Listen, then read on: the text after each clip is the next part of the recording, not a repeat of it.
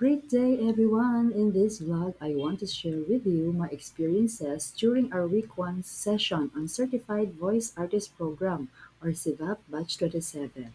Before the start of the program, mixed emotion ang aking naramdaman.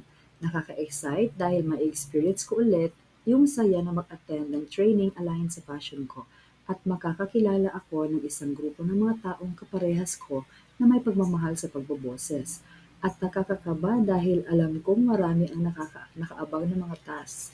At sa lahat ng nakakakaba ay ang Zoom mustahan na napilitan din ako magsalita.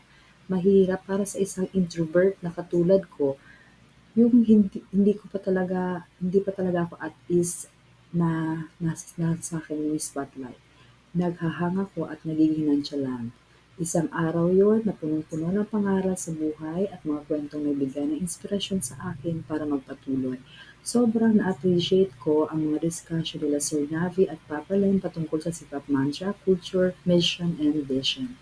Humanga ulit ako sa dedikasyon at talento ni Sir Pocholo de Leon Gonzalez at sa kanyang pagiging hindi makasarili at paggabay sa mga may pangarap na maging voice artist.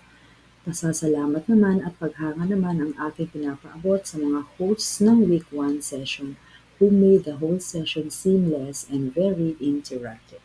Yun lamang po. Salamat!